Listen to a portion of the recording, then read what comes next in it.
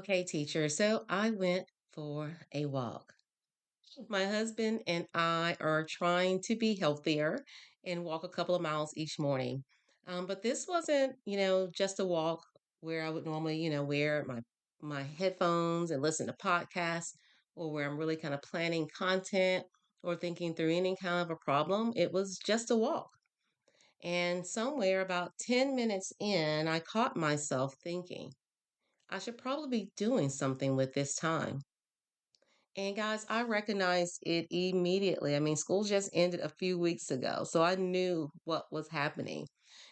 So it's not because I'm still in the building, not because I have a class to prepare for or a roster to review, but because I spent 28 years in this system and it's taught me that being still or stillness is something you earn. And that voice doesn't disappear overnight just because you walk away from a role, I guess. I caught it and I said to myself, there it is again. The calling trap is still whispering and is still showing up, even on a walk that belonged to nobody but me, guys. And I kept walking. Does that sound familiar to you? Have you done something this summer, something small, something ordinary, something that's just for you, and immediately felt the pull to justify it? The walk should have been, a workout, getting healthier, want to lose 20 more pounds. The quiet morning should have been productive, more productive. The afternoon you spent doing nothing should be spent doing something. Does that sound familiar? Teachers, I want to ask you something today. When is the last time you did something just because you wanted to? Not because it made you a better teacher, not because it fit into some sort of plan, not because you earned it, but just because you wanted to. Guys, that's what we're talking about today. I want you to stay with me on this one, okay? Welcome back to Teaching Without Losing Yourself, the podcast. I'm Kim. After 28 years in education, I realized I could not get teachers what they needed within the system. So I decided to support teachers from outside the system instead. That's why this podcast exists. And this is After the Bells, Beyond the Box, a moment made just for teachers, even on the move. Everything we talk about here is built around this simple belief. Teachers, you can stay in teaching without losing yourself in the process. Our goal is to always help you see what is getting in the way of that so you can see things differently, clearly, more clearly than you did yesterday. Teachers, welcome to week 4 of June. We have covered a lot of ground together this month. A lot of names known, a lot of information gathered. So, week 1, we named the crash, or what we talked about a lot in social media, the real word, leisure sickness. That's the thing that happens when your body finally gets the message that it is allowed to let go, and it let go of all of it all at once. And thousands of you told me you were living in this in real time right at this moment. Week 2, we named the calling trap. The calling trap is the belief that teachers who care a lot should sacrifice a lot. It's the internal voice that follows you to your couch, to your favorite beach, to your slow mornings. The one that whispers you should be doing something, like I just talked about a moment ago. Week 3, we named the outside version of that same calling trap. So we have an internal version and we have an outside or external version. The make the summer count pressure that comes at you from social media, from the education industry as a whole, from the comparison that makes you perfectly or your perfectly good summer feel like it is not enough. I'm comparing myself to other teachers who are lesson planning and doing all the things. So I'm not doing enough. That's an outside version or external calling trap. And now we are here, guys, week 4. This is where the month lands, not with a strategy, not with a challenge, with a truth that has been underneath all of it from the very beginning. So, teachers, I want to tell you something, and I want you to say it back to yourself, okay? Teachers, you are more than your usefulness. Say that with me. I am more than my usefulness. Teachers, this happens quietly. So slowly that most teachers never notice it until they're standing in the middle of a summer with nowhere to be and no idea who they are outside of the classroom. When you spend 10 months pouring everything you have into a role, into students, into parents, into a building, into a system, the role starts to take up more and more space. And the person inside the role starts to take up less and less. And guys, it happens so super quietly. Your interests that you've had, they get pushed to the bottom of the list. The things that used to bring you joy get replaced with things the job needs. Your identity starts to look more and more like your job description. And by the time June arrives, the question of what you actually enjoy outside of teaching, outside of being useful, outside of doing something for someone else, guys, when people ask you that question, it becomes almost impossible to answer. That is what I call identity erosion. Okay? Identity erosion. It is what happens to you when your role, guys, as a teacher has been the center of everything for so long that rest without purpose feels like a waste of time. It is when you're experiencing joy and that joy is for no one but yourself, and something inside you says, God, yeah, that's not enough. You're experiencing your joy, and something inside of you says that's just not enough. And summer should be the season where that starts to shift, where the role quiets down enough for you to remember who you are. And for most teachers, summer just becomes another season of being useful. Useful to the school year coming up, useful to the family waiting, useful to everyone who now has full access to you because school is out, preparing lessons, running errands, being available, saying yes, taking care of everything and everyone the school year did not leave room for. And the person inside the role never really gets to show up. Teacher's joy on your own terms means you get to decide what counts. You, not the profession, not the system, not the make the summer count message. You. All right, so let me explain to you what this looks like in real life, okay? Real moments for you. Let's try this one. So, teachers, let's say you've done something only for yourself this summer and immediately felt like you had to justify doing it. Not like you had to justify anything out loud. There wasn't anyone waiting to hear about it. Just you having a quiet thought before you can even stop it. Maybe while you were reading a book that had nothing to do with teaching and learning, or that afternoon you spent on the porch, people watching and laughing with friends. Or maybe like me, going for a walk to nowhere for no reason instead of being productive. And then you caught yourself thinking, oh, that took up a lot of time. Was that a good use of my time? Should I have been doing something else? Hey guys, that's identity erosion at work. Your role has been the center of everything for so long that rest without purpose feels like a waste of time. And joy that belongs to no one but you starts to feel like it's not enough. Okay, so let's say maybe it shows up like this. Let's say someone asks you what you like to do. Oh my gosh, this happens so many times. Not as a teacher, just you, a person, a human being. What do you enjoy? Teacher, what brings you joy outside of your work? And instead of responding right away, you pause. Not because the answer is complicated, because somewhere along the way, the answer kind of got quiet.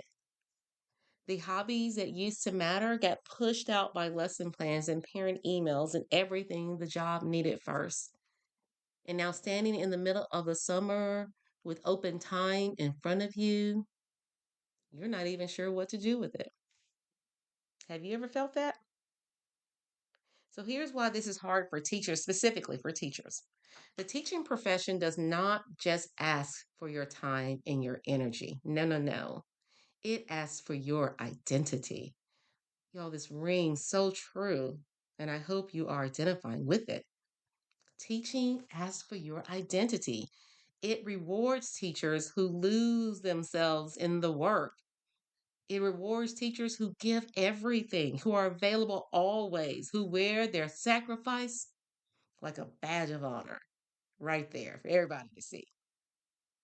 And over time, teachers internalize that. They start to believe that the most important version of themselves is the version that is useful, the version that is serving someone, the version that is producing something for the classrooms.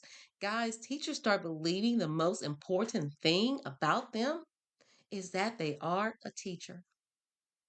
And the version of themselves that exists outside of that, the one with the interests and the preferences and the joy that has nothing to do with teaching, well, that part of you starts to feel less important. Honestly, it starts to feel less real, less deserving of time and attention. Teachers, that is not who you are. That is the system. It's what the system has taught you to believe about yourself. It is the one most costly thing that the calling trap does. It does not just take your time and your energy.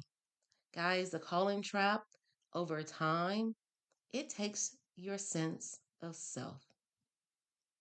And summer is the one season where you have enough space to start reclaiming that. Not all at once, not with a plan, just one small, ordinary, very intentional moment at a time.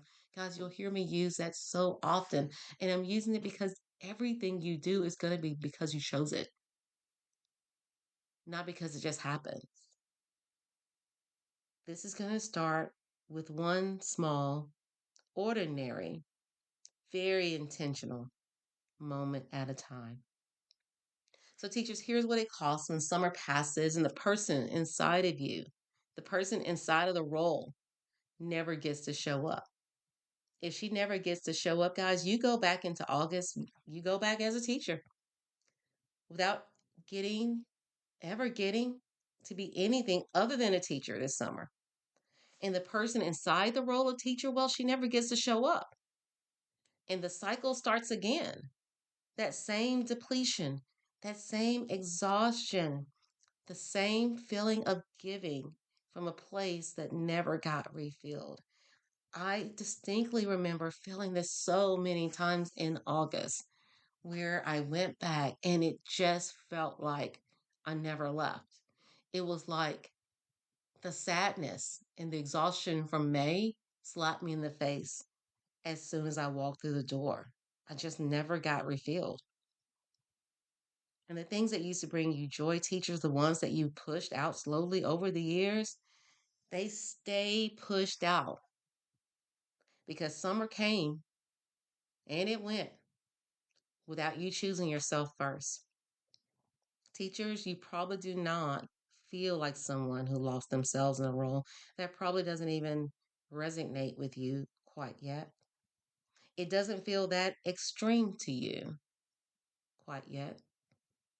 It just feels like you're being responsible because you're a good teacher and you want to be prepared and you want your room ready and you want to meet with your team and you want to do all the things.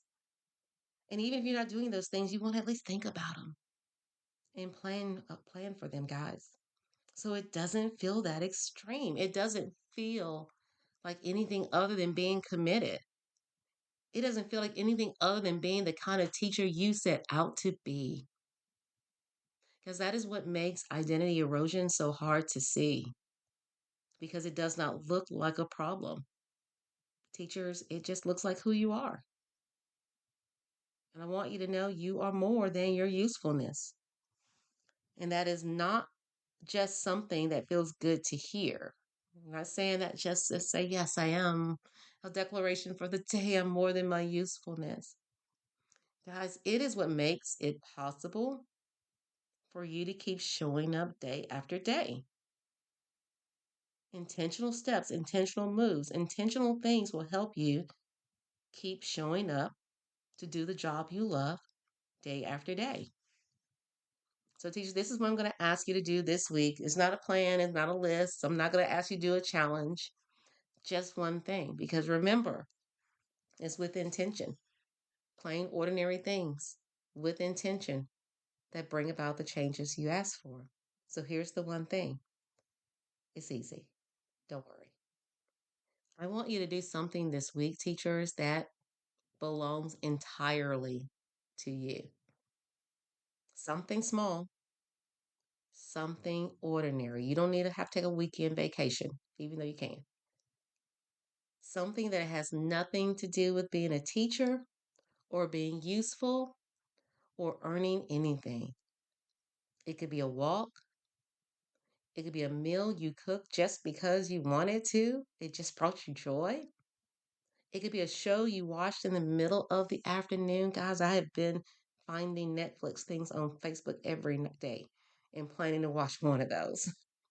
It could be a phone call, with a friend that has nothing to do with school. Hopefully, someone you haven't spoken with in a while. Guys, it could be a morning where you sat outside and honestly, you didn't do anything. I've been trying to do that in the evenings just with my husband, just sit outside on the back porch, not do anything. And guys, when the calling trap shows up and asks you if the thing you're doing has any value or any worth, and I want you to know it's going to show up. So it's when it shows up, not if. It's going to show up and it's going to remind you that good teachers give it all. When it shows up, I want you to say, you know what, that was worth it because I wanted it. And you know what? That's enough. Teacher's joy on your own terms means you decide what counts. And a slow, ordinary, unremarkable moment that brought you something good, yeah, that counts. You are more than your usefulness. Hear it again. You, teacher, are more than your usefulness. More than the lesson plans you write, more than the students you reach, more than the parents you respond to and the meetings you sit through and the building you hold together, more than what you produce, more than what you fix. Teachers, more than what you give. You are more than a teacher. You are more than that role. And you have to remember, summer is where you remember all of that. So this is where June is landing, guys. 4 weeks, 4 things named: leisure sickness, when your body finally let go all the stuff all at once, at the beginning of the summer. The calling trap, which is the internal voice that you have that's telling you that caring a lot means sacrificing a lot. And then we have the calling trap from outside, the external version, the whole make the summer count message that comes, and it comes strong and hard for your guilt. It wants you to feel guilty and to do something instead. And now this, the truth underneath it all. You are more than your usefulness. And teachers' joy on your own terms means you decide what counts. Teachers, July is coming, and July is a different kind of work. We're going to talk about what it means to protect the space you have finally started to find, because at this point, many of you are just kind of settling into the summer.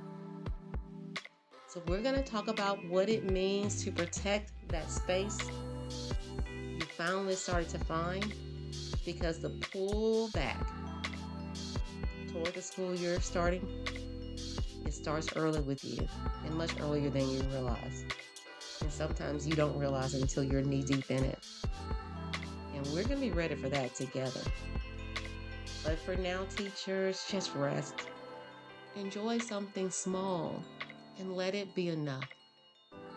As always, we are doing this slowly, one layer at a time together. Until next time, give yourself the same care you give everyone else.